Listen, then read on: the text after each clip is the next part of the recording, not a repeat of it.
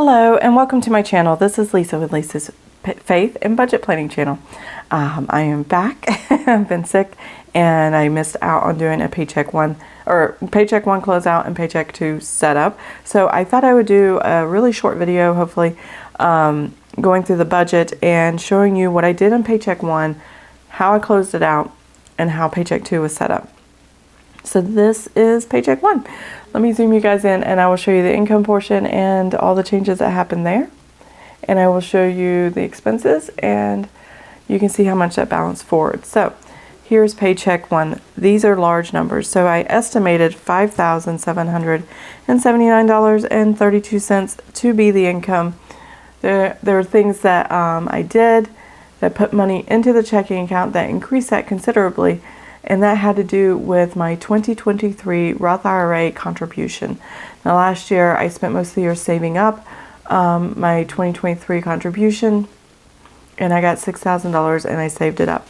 And I had it in my money market account and savings. So I transferred $6,500 of it, $500 more, because this year in 2023 they opened it up and increased the contribution amount that you can put into.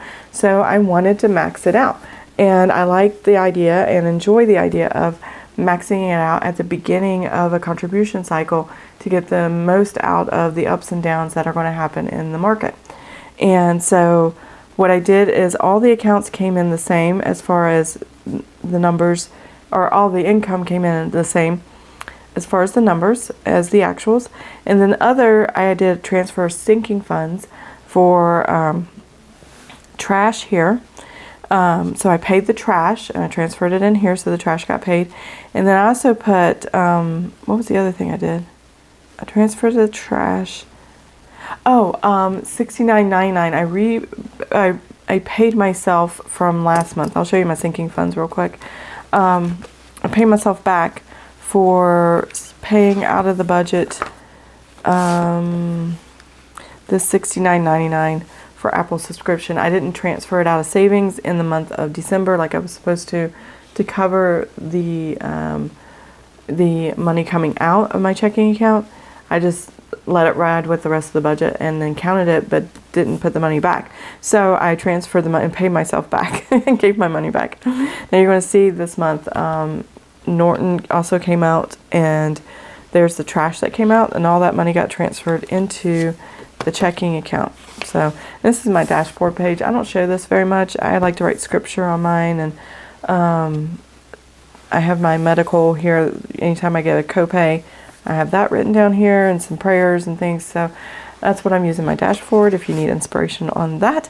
But here is the money that's that $162.27 I had transfer come over. I estimated that, but then I didn't know when I was actually going to do my $6,500 for my Roth IRA for this year. I didn't know if I was going to do it during Paycheck 1 period or Paycheck 2. I knew it was going to be in January. I just didn't know what day. And I finally did it, and so I put it in here so that I transferred $6,500. $6,000 I saved up for Roth IRA. $500 of that actually came from vacation money. It was money that we had after we sold our house this last summer in Virginia before we moved to Kentucky. We put all that, what was left over, in our money market account, and I earmarked like $10,000 for a dream vacation for the future. And we haven't planned a vacation because my husband just started a new job and we haven't quite got there for a vacation yet. But I have the money sitting there. And I took $500 of that $10,000 and added it to cover and boost that $6,000 Roth IRA to $6,500, which maxing it out for 2023. And that's why that number is $327.32. Now I have my variable budget over here.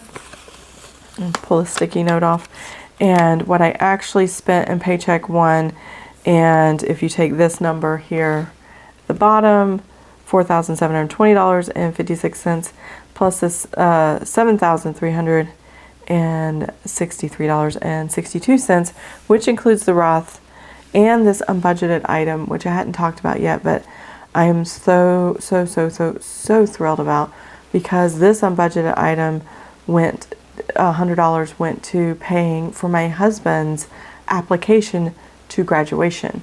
He finished his last master's degree class he submitted his last paper on December 30th, which I thought was very fitting, right the night before New Year's Eve, and he was done. There's no more homework, there's no more schoolwork, there's none of that. So he's applied and he will graduate in April. It's an online school, American Military University or something like that, or American Public Military, I don't know, I can't remember.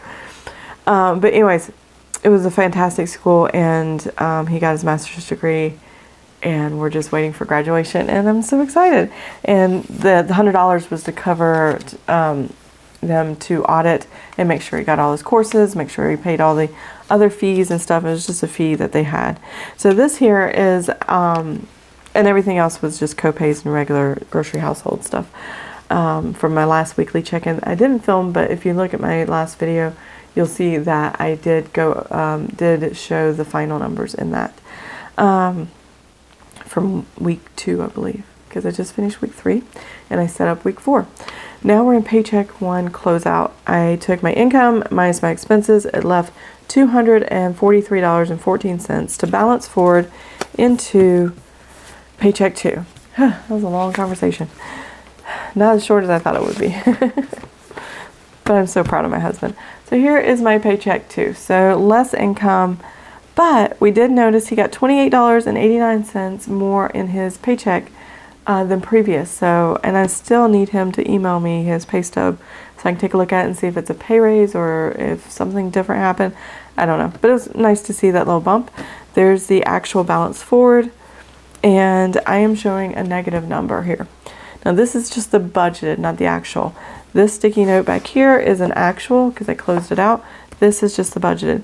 Now, all this tells me is in my spending categories, I need to be careful because I don't have $591.43 available to spend. Now, these are based on this number here, not these numbers here. So the $28.89 plus the $243.14, I'm actually in the 300 range negative, and I can keep the budget and still pay all the bills and keep the spending categories kind of reined in so we don't overspend in this area and still have money left over. So I'm just going to be very minimal in what I'm spending in this last week before paycheck 3. And if something really hits hard, then I would have to use savings. But for the most part, I think we should be fine, even though this number is negative. And the negative is coming from the budgeted amount. Now we had a high electric bill, which helped with that negative number, and other high bills. So our car insurance went up a little bit, things like that. So yeah, it's been a little crazy over here. But I think it's all good. I think the budget looks fine, even though it's in the negative. I just want to make sure that I am aware of it and be cautious about my spending. So I'm going to zoom back out. There we go. And that's paycheck 2. And that's what I have set up. So I think next week when paycheck 3 comes around, you'll get to see the completion of what we actually spent. Did we go over budget here? Were we able to keep it in and not spend too much here so we can keep it within budget?